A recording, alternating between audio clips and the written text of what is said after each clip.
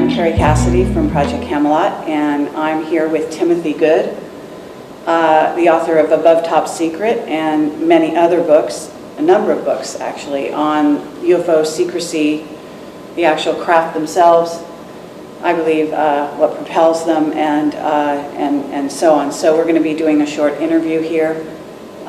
You've actually been on the British press, from what I understand, a number of television, maybe the BBC from time to time? Sure. Yeah. Over the years? And you've been reporting or giving your commentary on sightings, or I don't know if you actually reported, because I don't live in Britain, but I do believe that, Rendlesham Forest, for example, that incident is very well known in Britain. Is that one of the incidents that you might have reported on or given your commentary? A long time ago, yes. Yes. I've actually done some fresh commentary. Have you? Relating to sort of some updated information provided me by Colonel Charles Holt.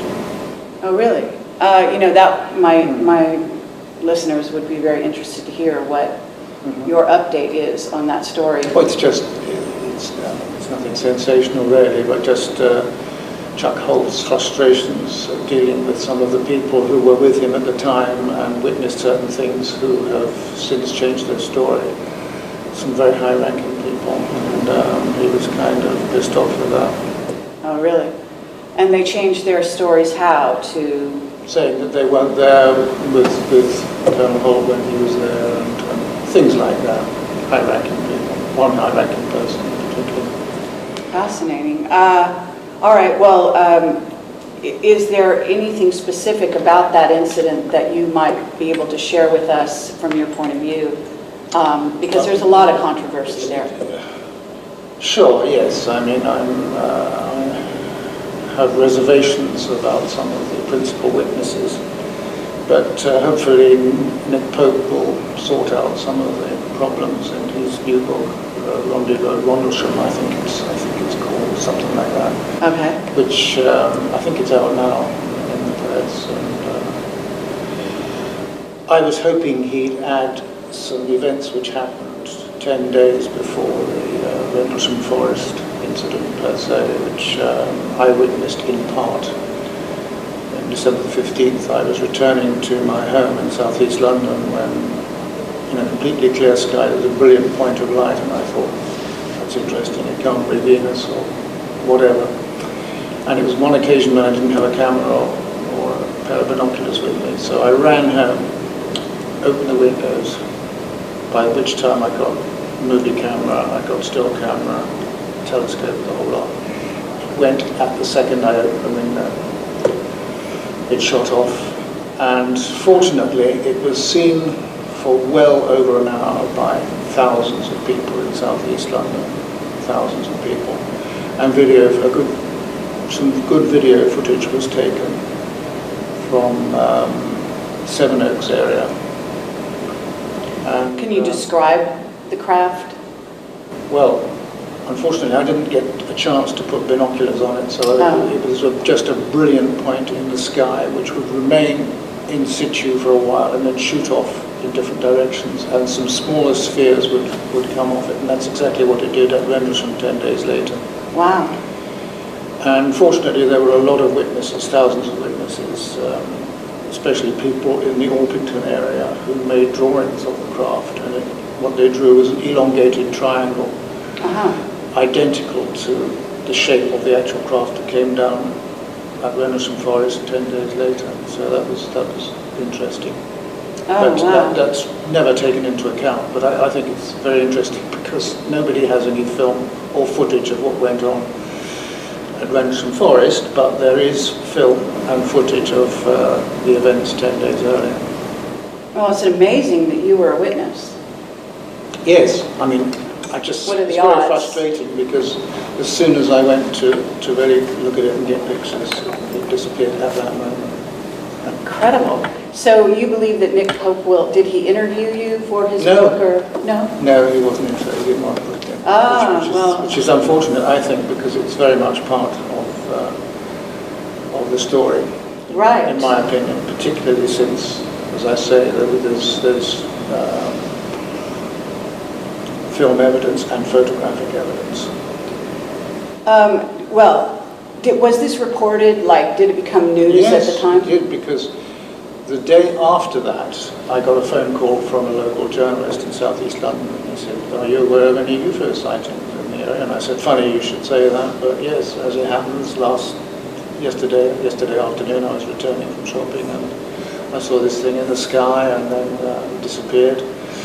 And he said, "Well, there were at least a dozen workmen I think it was a hospital rebuilding project in Orpington. We were watching this thing for like 3/4 of an hour, and there were smaller craft going around it. Incredible. It was whizzing about the sky, and it would stay in the same place for a while. And that went on for a long time, and good drawings were made, right? Sketches, but and there is some video, but video was in its infancy at that time. So the people that are changing their stories, do you know exactly how they're changing? Just saying, I mean, how can you say, because there's so many books written. Yeah, there's people like Penniston and Burroughs. I've not met them, but there is some evidence. Even Chuck Holt suggested it's quite possible that some of them were not brainwashed exactly, but were dealt with by the American military. There is some evidence that took place. So their minds have become befuddled by what they actually saw. I keep a very open mind on that because I don't know, I wasn't there. Have you read the, I believe it's, I forget his last name, but Left at Eastgate? Yes. Because I interviewed him. Pete Robbins and Peter Robbins, that's Warren, right.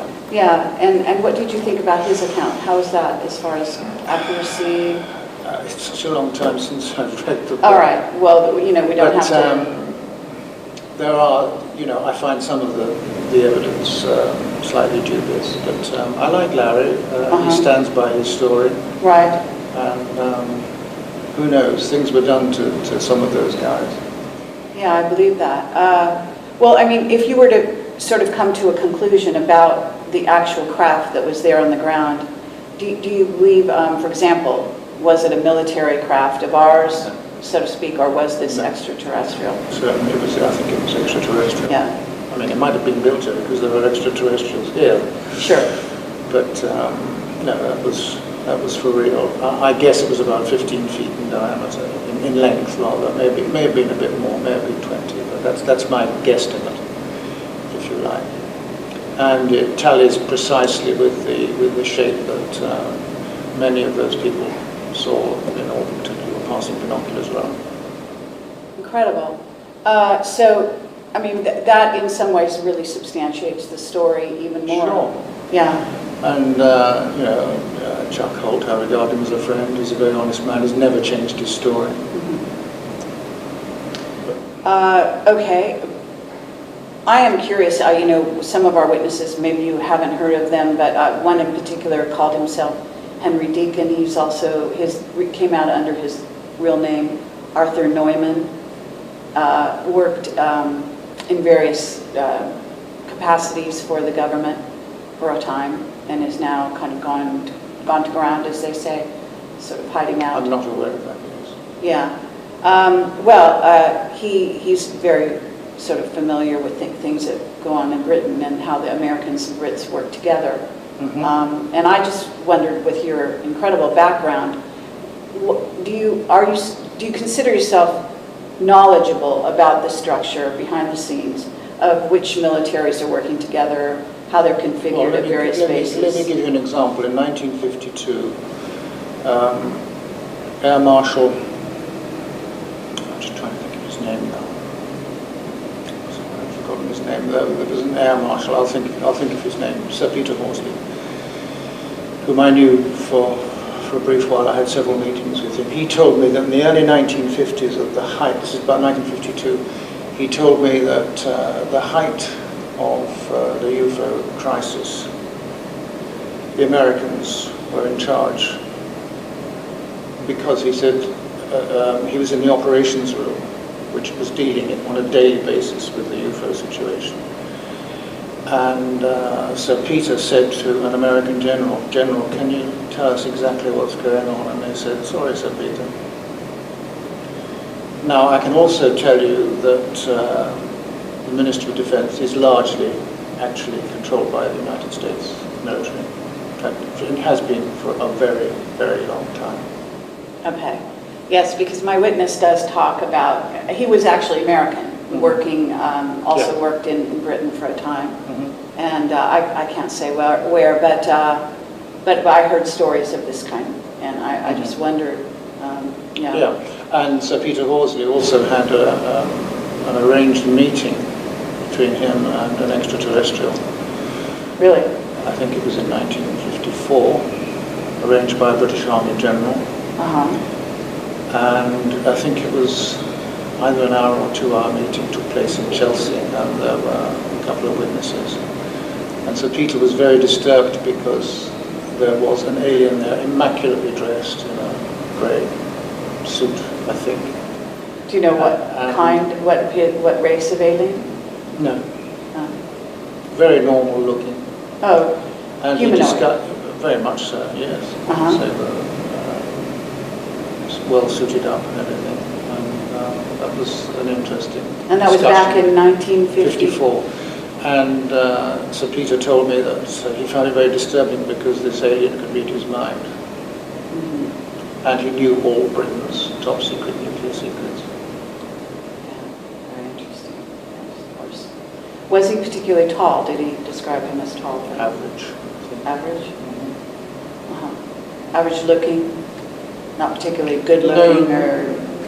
Nice looking, nice, very decent. smart, very smartly dressed, but I don't think he provided any more detail than that. Not to me anyway. He provided it probably to the Duke of Edinburgh, who he immediately reported to afterwards, because at that time Sir Peter Horsley was equerry to Prince Philip, and to a certain extent to the Queen for 7 years at Buckingham Palace. And Prince Philip has long had an interest in this subject, and he still does to this day. So, but he reported this to you?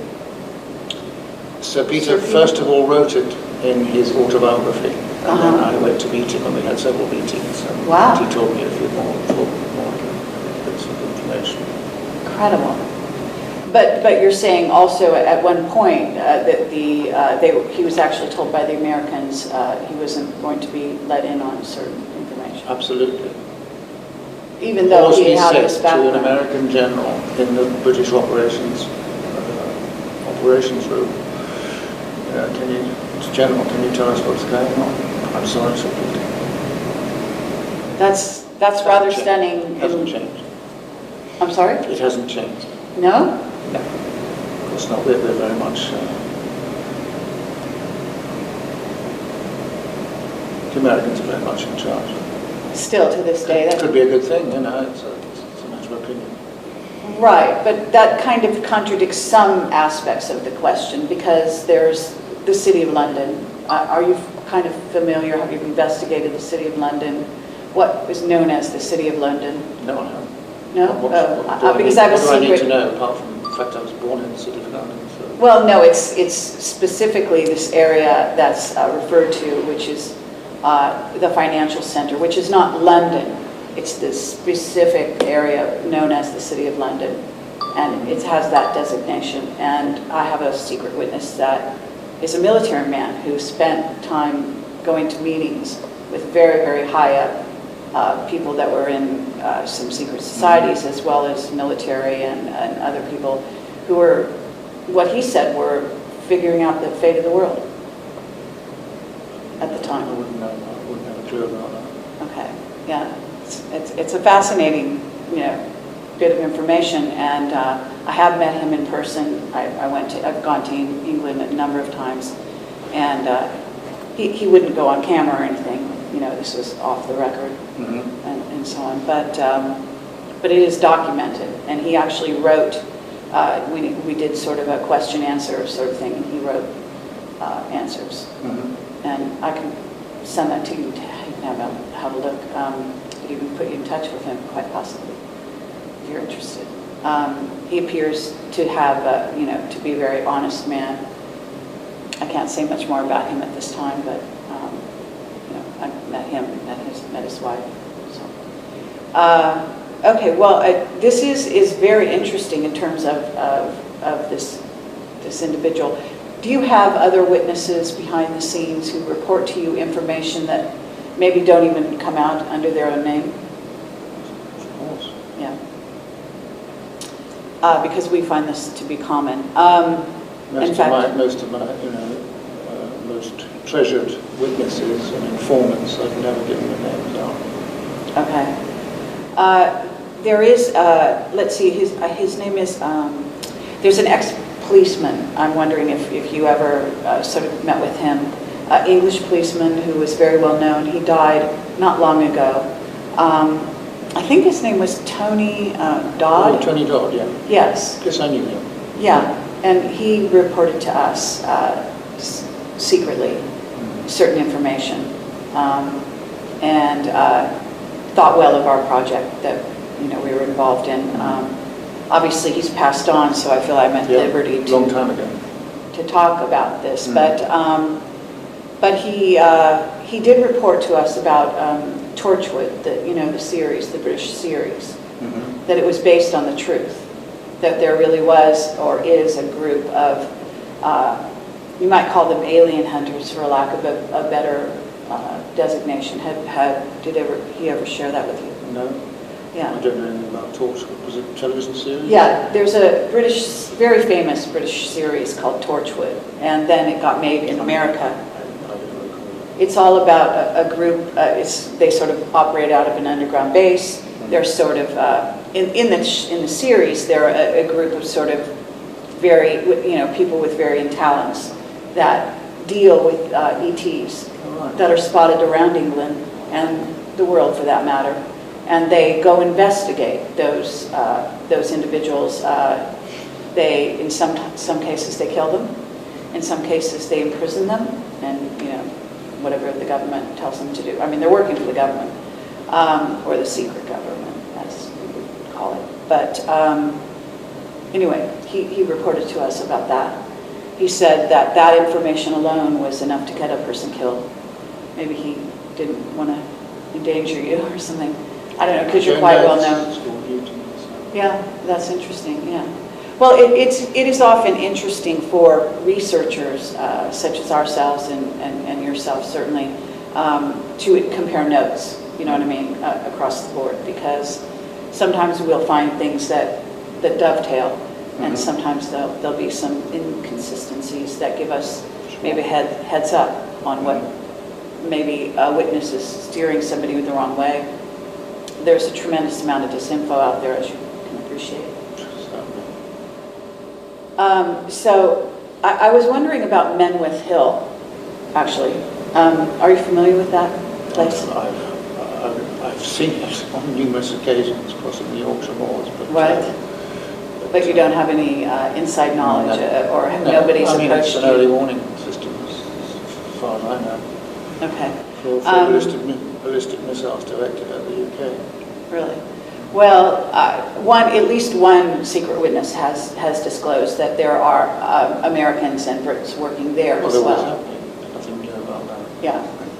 But the sort of implications of what else is going on there's some other things also. I wouldn't know. Tell me, enlighten me. What is claimed anyway? Well, what is claimed is that there is a jump route there, or a jump gate that takes people to sort of where you can teleport to other planets. And who's saying this? Just a secret. We have all kinds of people approach us with information, so it's just a person. And because I have you here, and because you've got this background in sort of investigating these kinds of things, I just wonder if you'd heard anything like that. Never. Okay. And what about Dimona in Israel? I've been told the same thing about that. Is that a password or something? No, Dimona is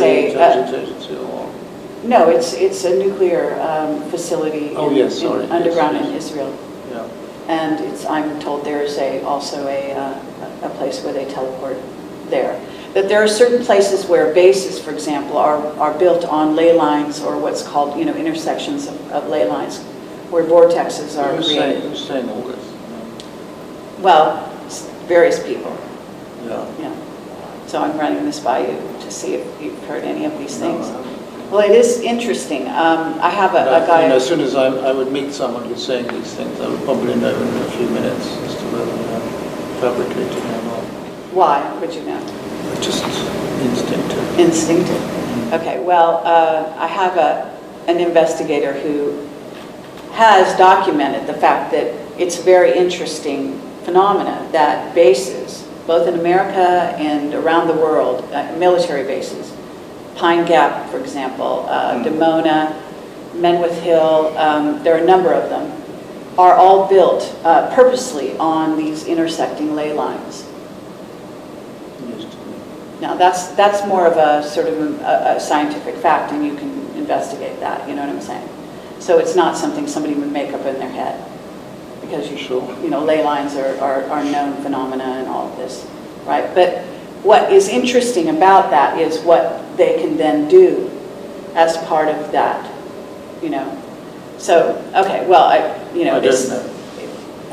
well, a military, secret military is interested in using anti-gravity and other means. Well, they've been using it for donkeys, yes. There you go. And so there is a sort of phenomena that is associated with time travel and also, you know, going from, say, here to Mars or other planets that uses this energetics having to do with vortexes. Also, atomic bombs, for example, can be escalated if they happen to you know, be detonated in this. I mean, you know, living in England about Avebury and Stonehenge and all of that. Yeah, sure.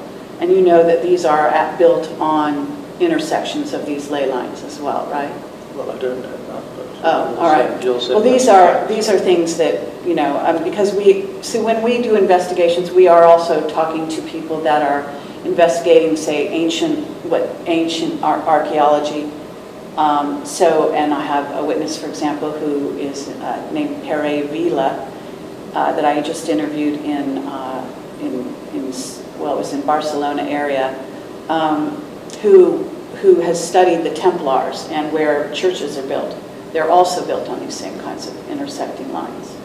And there's a reason for this, for the energetics being utilized by things like the secret space program to do certain things that they want to time travel again, space travel, etc. And it can be facilitated. Perhaps you're familiar with, and I think his name is going to escape me, but it's an individual who tracked that UFOs were coming in on a grid in certain specific areas. M.A. Michel. Sorry? M.A. Michel was the guy who first... oh, really? Okay, but there's another guy. It's called orthotony. Like in I think he's from New Zealand or Australia or something. Oh, yeah. He wrote a book about it. At any rate, so that same phenomena. Bruce Cathy. Yes, exactly. So you've heard that. Now, there's some people that question whether that's actually true or not. But it is certainly an interesting, because we do know that UFOs can, in a sense, blink in and out. It appears they go interdimensional. Well, not necessarily, but that could be an explanation. Yeah, but again, Kathy's work sort of dovetails with that notion that they're coming in on a specific intersection of lines that allows that. I mean, they also say storms, for example, because a storm in some cases is got a vortex configuration. That UFOs utilize those kinds of configurations to then materialize. The safest thing to do. No, but from the point of view of a UFO, maybe, you know, it's just utilizing the energetics. All right, well, I appreciate that's not your area, but I just wondered if you'd heard anything along those lines from your witnesses, people that were, you know, give you information. In terms of the structure of the governments that are running things behind the scenes, I mean, in your work, is that sort of where you gear your investigations, or are you really interested in the phenomena themselves? I mean, both. What is both? Okay. So would you be able to report, for example, what you found, sort of what's going on with why the moon suddenly became an area of interest to the Chinese recently? Yeah. I mean, they just sent a probe up there, apparently. I expect there are quite a few races on there already. Actually, I think there are. So you're aware that we have bases on the moon and Mars? Yeah. Okay. And Probably United States Air Force Space Command, okay, which is the real space program. NASA's just front. right, and I would agree with you completely there. Has anybody reported to you about Phobos? One of the moons of Mars. I've read all sorts of things about Phobos and Deimos, but what's the latest? Well, it's not recent information, but I did have a very secret witness that reported to me that Phobos is called a command and control center for, in essence, a working relationship between what are basically the Anunnaki that were reported by Clark McClelland. You know who Clark McClelland is? He talked about seeing a very tall being instructing space, what were in essence human-sized astronauts on a space station. So one of the names for those beings could be Anunnaki. You know Sitchin's work, I imagine. Mm-hmm. At any rate, I have a witness who remained very secret, but he suggested that there was a working relationship between those tall beings and humans on Phobos. And I wouldn't know anything about that. no. News to me. Solar Warden, I was told, is a sort of a space patrol. It has these vehicles, some of which go in and out of the Dugway in Utah. There's the base there. Have you heard things about Dugway, for example? Rumors. Rumors? Okay. Well, why don't you tell me what you have been hearing in terms of the structure of the militaries of various countries, the relationship, and For heaven's sakes. no, I mean, because I don't have all think, the answers. well, I don't expect you to have all the answers, but I think that you've certainly been in the game. Yeah, I mean, I've only just indicated that the United States Air Force Space Command are the real people in charge of the space program. Okay. And NASA is just front really. So, And our own astronauts have been flying alien vehicles since the mid-1950s. right. And a lot of our own pilots are flying them, and I've dealt with that in my new book. So even in Italy, there were up to 15 Italian Air Force officers flying spacecraft which had been donated by aliens a long time ago. And I've got a whole chapter on the so-called Amicizia case, which is about a group of aliens, some of them tall, some of them very small, who gave us the technology to develop craft identical to theirs. And in some cases they gave us their craft, which are very simple to operate.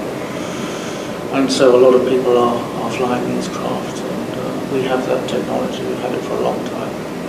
And some astronauts, even Gordon Cooper, has flown what we might call flying saucers, which have been provided to US Air Forces just as well as in the same way that the Italians were, and several other governments have been provided with advanced craft. So did Gordon Cooper relate this to you personally? No. I knew Gordon Cooper. We corresponded. I had a high respect for him. He told it to a friend of mine who doesn't want his name revealed, who I trust implicitly. He said, well, he actually did say, I mean, it's on the record, it was 1978, I think, when there was a United Nations meeting on UFOs, which actually came to nothing at all, and Gordon Cooper was livid because he was so frustrated. He said, what does it take? Do I have to fly one of these craft to the United Nations building in New York and prove the point? That's how he felt about it. Excellent. And that was in 1978, so that gives you some idea. Yeah, it's just amazing.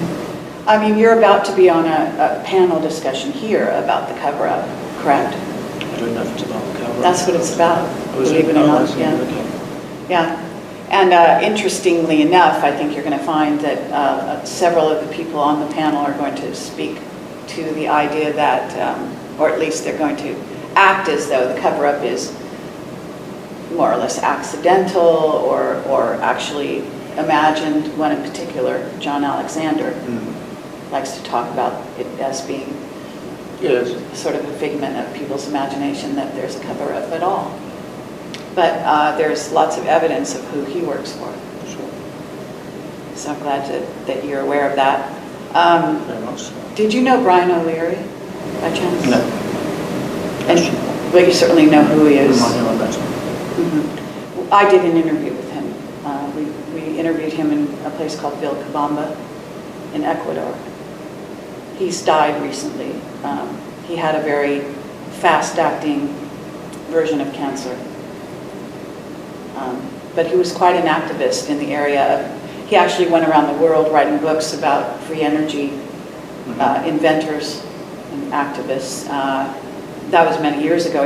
He's written a number of books, from before he died. But he was convinced that someone tried to kill him, to eliminate him. So he moved out of the United States. I wouldn't be surprised. Yeah. For example, are you familiar with the so-called disasters, such as the Challenger disaster and others? Where I haven't heard any strange rumors about that. Oh, you haven't? Okay. Well, I have, actually. Enlighten me.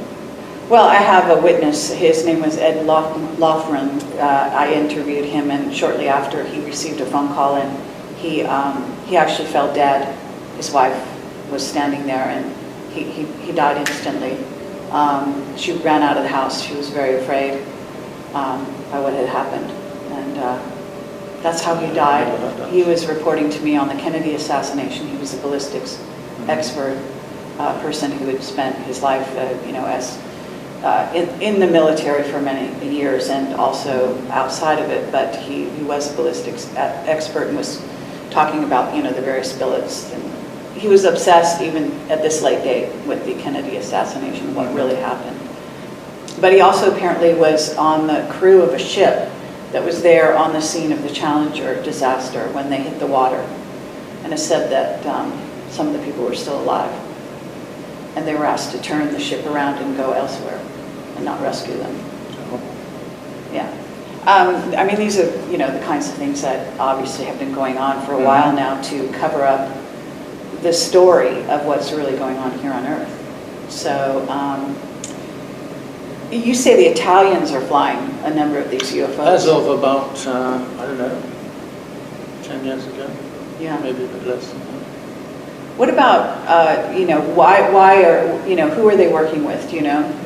Well, the so-called Amicizia friendship aliens were actually in touch with many countries, recruiting people that they felt they could trust and would be able to disseminate this information to other people. And it lasted for about, I think, at most about 40 years, starting in the mid-1950s, and all sorts of high-ranking people were involved, military people, high-ranking judges, doctors, authors, quite a number of Catholic guys, including a very distinguished Catholic historian who actually took a photograph of one of these tall aliens in colour, and I'll be showing that in my presentation. Oh, I can't wait. Excellent. What about yourself? In what respect? Were they in touch with you? I've had 3 encounters in my life. The first 2 of which I wrote about in one of my earlier books. The first was 1963 when I was touring America with the Royal Philharmonic Orchestra, and I saw someone waiting in line, as the Americans say.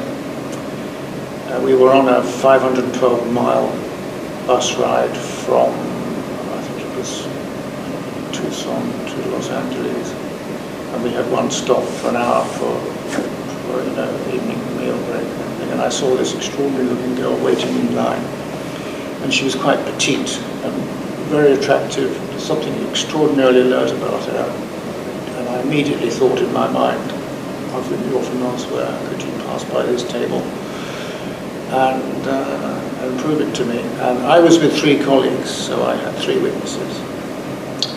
And this girl made a point of coming right round to my table, and she was quite short and gave the most graceful bow like that. Oh my gosh. I think she was having a cup of coffee in one hand, if I recall correctly. And then she just walked away with a deadpan expression. Oh, that's lovely. I never saw her again, unfortunately, but there was another incident in 1967, which is more well known, and I wrote about that in one of my early books.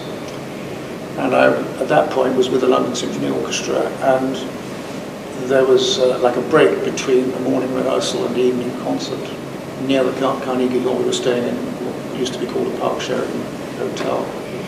And I sent out a mental thought to anyone in New York who might be of extraterrestrial origin to come and sit down next to me and prove the point.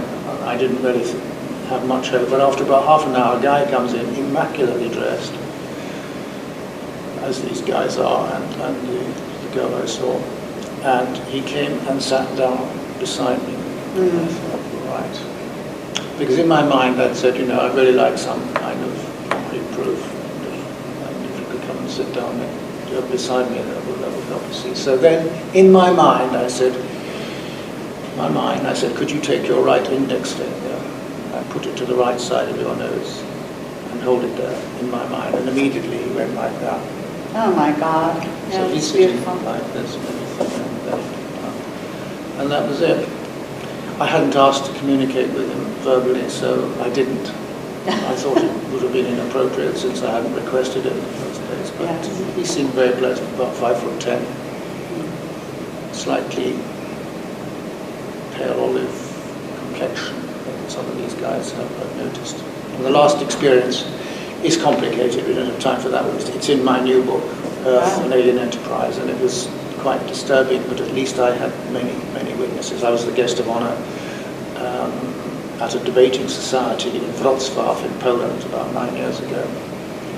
And I saw someone I thought was from elsewhere. And it turned out he was the last person to give the last presentation, which was about 5-6 minutes. I'm making big cuts here because there was a lot that went on. There were about 80 people there, and there was a debate that went on from 7 o'clock to about 11 o'clock at night. And I made a point of communicating with him, I mean face to face. Oh, very good. So I spoke to him, and he was just like a zombie. Really? Mm-hmm. He was pleasant looking, about 5'10", I would say. And it's a long story. Oh my! Well, I tried to buy your book actually. I was trying to get an e-book version of it, and having a bit of trouble trying to figure out how to do that. Yeah. But the upshot of that thing was, after a lot of unusual things happening when I was trying to take photographs, and that was prevented, all sorts of things happened, and at least I had witnesses there. And the final thing was that he was the last person to talk, and you can't talk about more than 6-7 minutes. And the subject of his talk was Earth's future in space. Really? Okay. Now, so I was all ears, and that's why I went up to him afterwards, and we were confronting each other. He didn't say a word. I said, I think you have a great deal of knowledge. And he took my hand, and there was no problem. It was just like a cold, totally zombie-like person, quite pleasant looking otherwise. And he walked away, and I never saw him again. After that, none of us could remember, at least the 10 people who'd taken me there, who'd been putting me up in a castle in Poland, none of them could remember what he'd actually said. I said, what was that guy talking about? They said, oh yes, it's about Earth's future in space. I said, yes. What did he say? He could remember nothing. Was it recorded?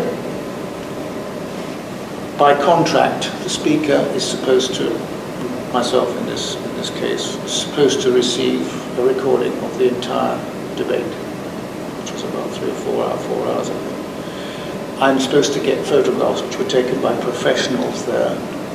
I'm supposed to get a printout of everything that was said there as part, because this was a professional work. It went on and on. I couldn't get hold of the people that I used to talk to get any of that.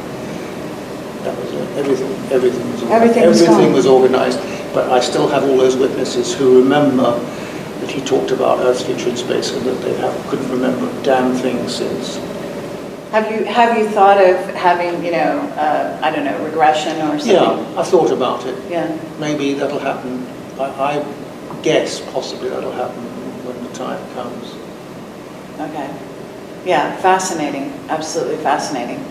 Well, I can also say that I've met a few. Mm-hmm. There is one in particular that, sort of stands in mind, who is, in a sense, being handled by a person who was I think he's a psychologist or a psychiatrist or something of that nature, and works closely with the military. And we saw this person in a social gathering, but it was a woman. Yeah. And, you know, yeah, he was sort of her kind of handler, watcher, whatever you want to say. But oh yeah, there's quite a few of them around. Yes, very humanoid, of course. So, well, I certainly that story alone is reason enough to buy your new book, I would say. But why are you saying the title of that book is very interesting to me? And I was wondering what you were trying to say. Alien Enterprise. Yeah, say because it is. Okay, and can you elaborate on the notion of... There's been a vested interest on the part of certain aliens. I believe those aliens who produced us, with whom we are genetically related, obviously. And there's a strong vested interest on the part of aliens in this planet. Some for very good reasons, others unfortunately for not good reasons. And that is, I've written extensively about information that's been passed to me by a former government person who I've known for very many years, about what actually is going on and about the hybridizing races. There is one race in particular, apparently it's been going on since 1940s, early 1940s. Yes. And they have a 100-year plan to produce a hybrid via abductions. And I've gone into the book in tremendous detail about all their anatomical details.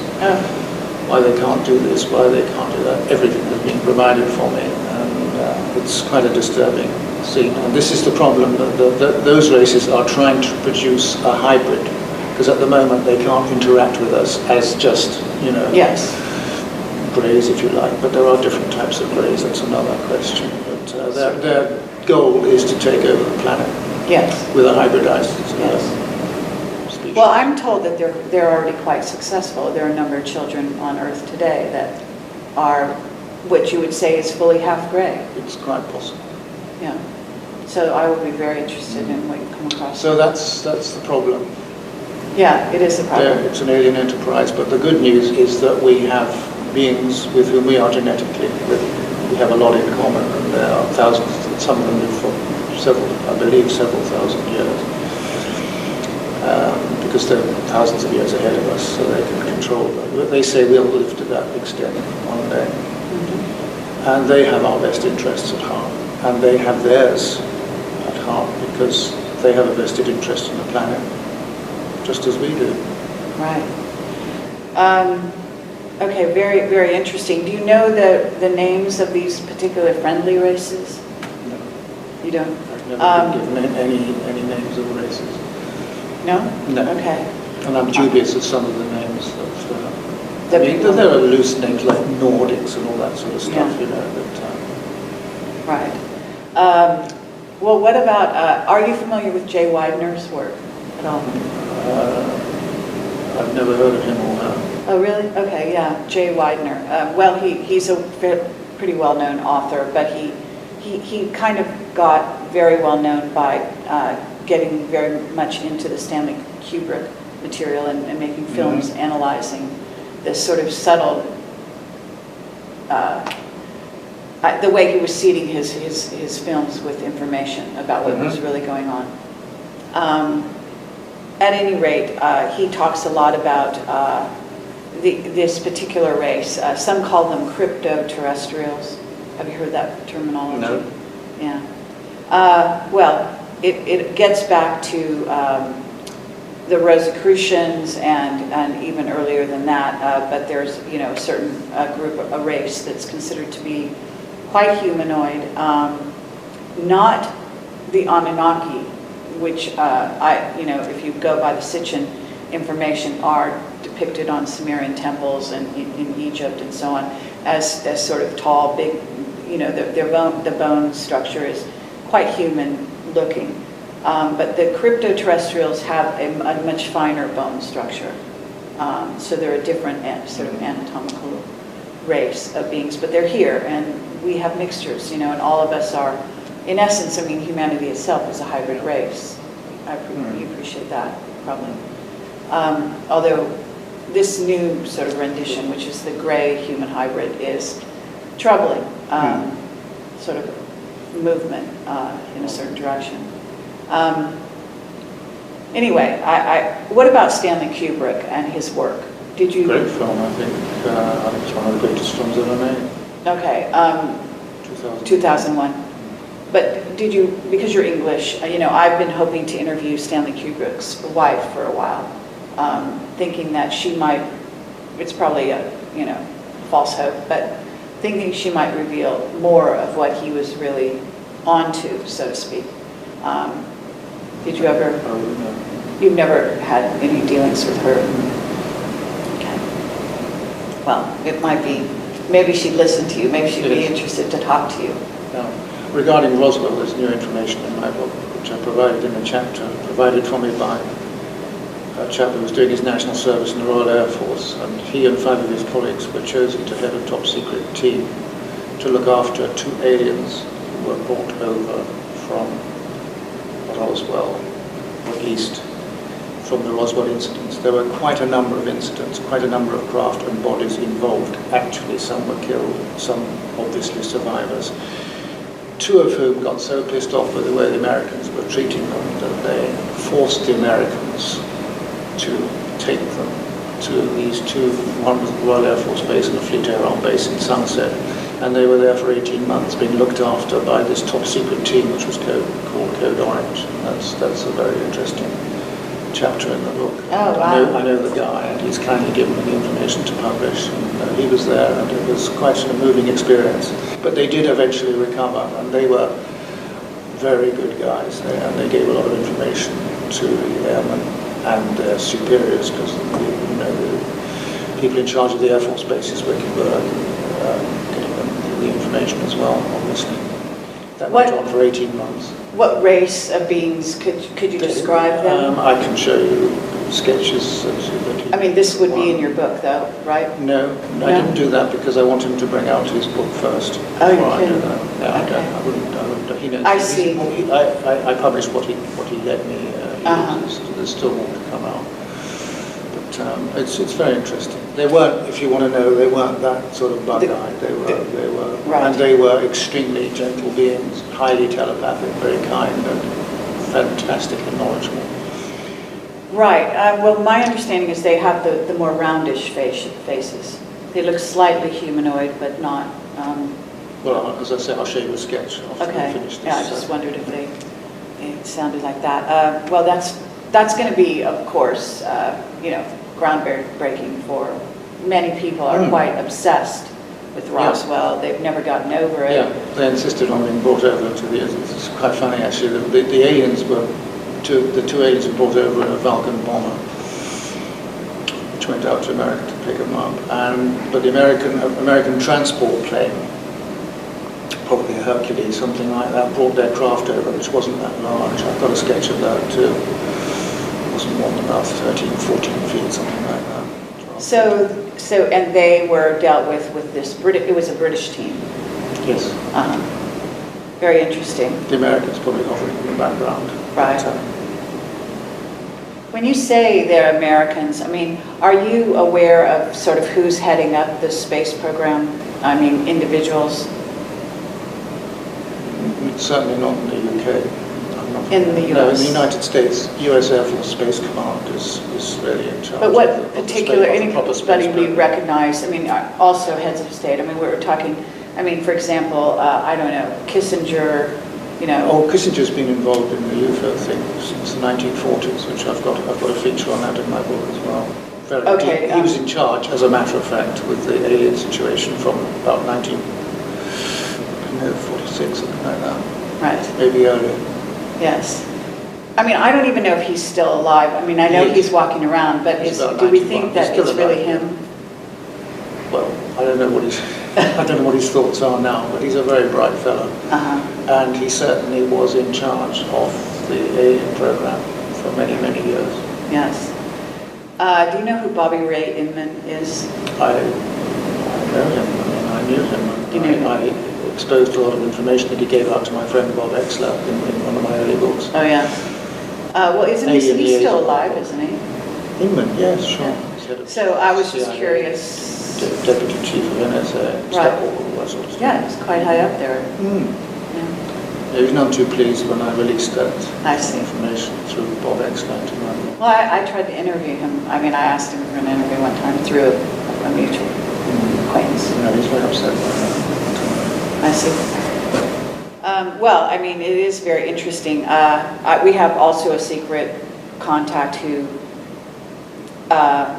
is associated with James Jesus Angleton. Mm-hmm. Are you familiar with that story? Yeah. Which story? Well, the one that surrounds the sort of the death of Angleton and the fact that he had a whole lot of files that went missing that weren't in the hands initially of the CIA. I don't know. And there's a whole controversy about that, and it's fairly well known by certain researchers.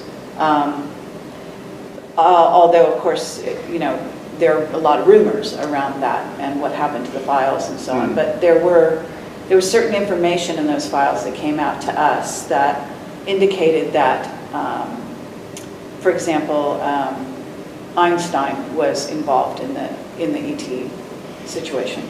Might have been. Yeah, and that you know, certain of these people were very involved in Roswell, for example, and so I just wondered, since you've got a contact in that area. All I know is that the people in charge of the nuclear developments took over the alien situation. It was subsumed into the atomic, into the nuclear situation. Yes. Days after Second World War. Okay. I think by about 1950 it was all united. So how do you feel about the Eisenhower meeting with the aliens? I mean, I've heard many renditions of that. A lot of new information in my book about that. Yeah? Thanks to Art Campbell. Oh, all right. Yes, and I've spoken to Art, and we might try to get him on camera as well. You should. Yeah. We've been speaking to him over the years, and he's very... Eisenhower, I would say, probably had about 4 meetings with aliens. Some of that's been confirmed, officially, if you like, by a guy who worked in certain places. I've forgotten his name now, but he's in the book anyway. And, that information came out a couple of years ago. Very interesting. Yes. Well, and some important sort of side notes that have to do with sort of, obviously, the famous warnings that he made about where things were going with the national security state. Military industrial complex. Yeah. Yes. I mean, obviously, it's proven quite true, or yes. That was prophetic. Yes. So with the NSA and obviously the Snowden disclosures that are coming out, but these are things that have been well known in certain circles long before Snowden came out with them. Yeah. Are you familiar with the Promise software story? No. No. What about artificial intelligence and its role, quite possibly in the NSA, for example? It's out of my remit. Okay. All right, so nobody's come forward to even talk about that. No. Have you had anybody talking to you about Pine Gap at all? On several occasions, yeah. Yeah.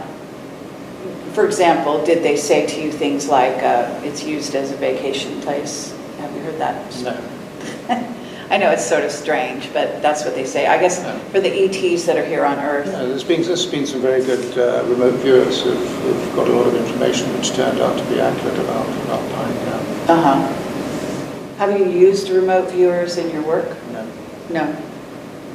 How do you feel about remote viewing? Something very good. But they're few and far between. Yeah, I would say so. Some misleading information in the area coming out, I would say. Probably orchestrated, obviously, by the agencies. Okay, I know we're going here for a while, and I don't want to keep you too long because you're going to be on stage shortly. I can tell you that people would be very excited by this interview. They would be very interested to look into your work as a result, and I'm glad for that. I appreciate that you've taken the time. I'd like to ask you, though, before we close this down, whether or not there are any particular areas that you feel, just given the idea that you're here on camera and you can be speaking to a very large audience here in the world who are interested in these subjects, is there anything special that you would advise them to be aware of? Areas to look into, specific, cautionary notes? So many that I couldn't possibly highlight them all, but there are many issues that I've covered in my new book. I know that's a get-out, but that is a fact. Okay. All right. Fair enough. So we will definitely have your book on the screen so that people can look into it, find out more. I am interested. Did you ever testify for the citizens' hearing on disclosure that Stephen Bassett organized? Did they invite you? Yes. They did. And why didn't you choose to? Because I prefer to be independent.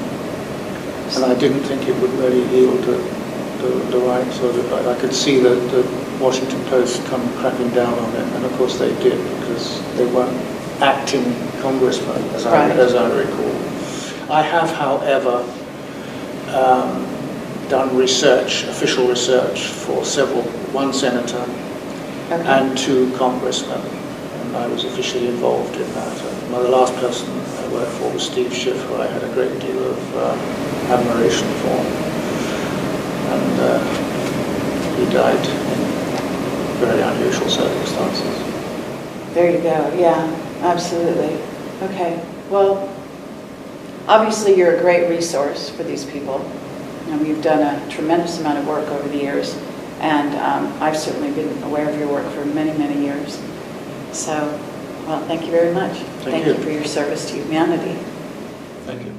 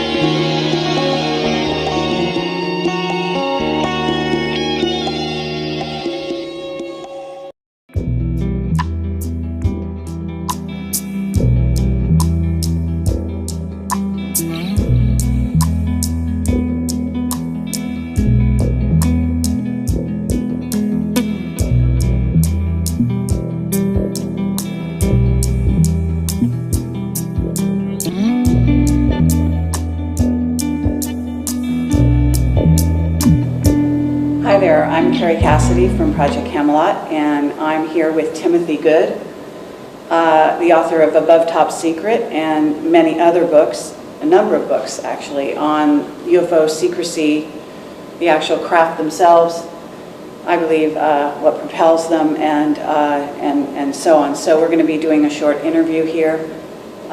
You've actually been on the British press, from what I understand, a number of television, maybe the BBC from time to time? Sure. Yeah. Over the years?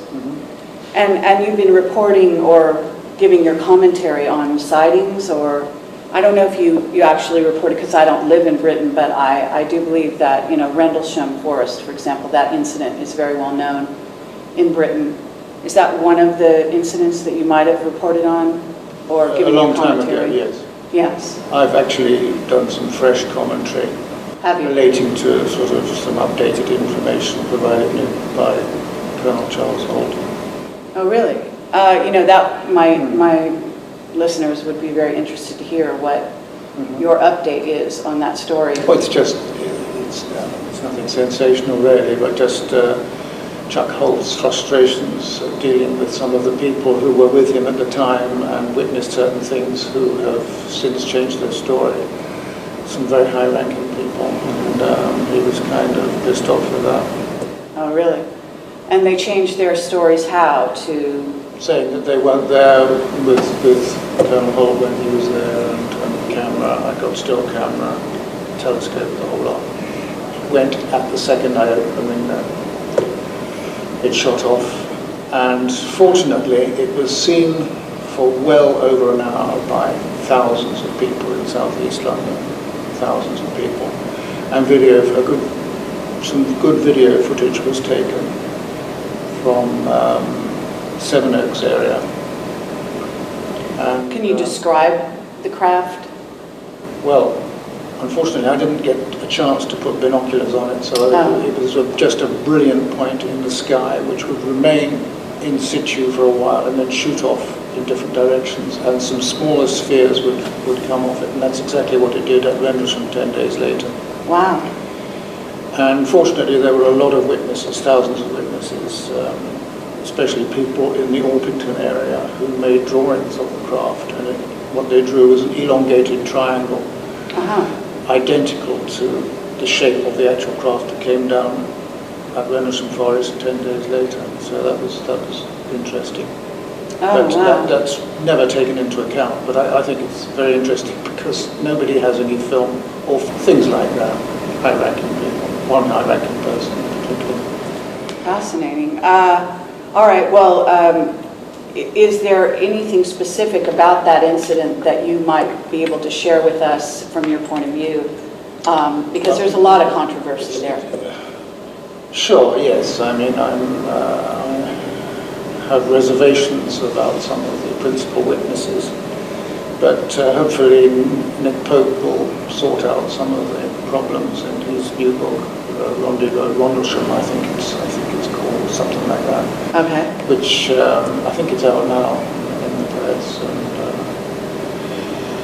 I was hoping he'd add some events which happened 10 days before the Rendlesham Forest incident per se, which I witnessed in part. On December the 15th, I was returning to my home in southeast London when, in a completely clear sky, there was a brilliant point of light, and I thought, that's interesting, it can't be Venus or whatever. And it was one occasion when I didn't have a camera or a pair of binoculars with me, so I ran home, opened the windows, by which time I got movie footage of what went on at Rendlesham Forest, but there is film and footage of the events 10 days earlier. Well, it's amazing that you were a witness. Yes, I mean, it's very frustrating because as soon as I went to really look at it and get pictures, it disappeared at that moment. Incredible. So you believe that Nick Pope did he interview you for his book or no? No, he wasn't interested. He didn't want to put it in. Which is unfortunate, I think, because it's very much part of the story. Right. In my opinion, particularly since, as I say, there's film evidence and photographic evidence. Was this reported, did it become news at the time? Yes, it did, because the day after that, I got a phone call from a local journalist in southeast London. He said, are you aware of any UFO sightings in the area? And I said, funny you should say that, but yes, as it happens, yesterday afternoon I was returning from shopping and I saw this thing in the sky and then it disappeared. And he said, well, there were at least a dozen workmen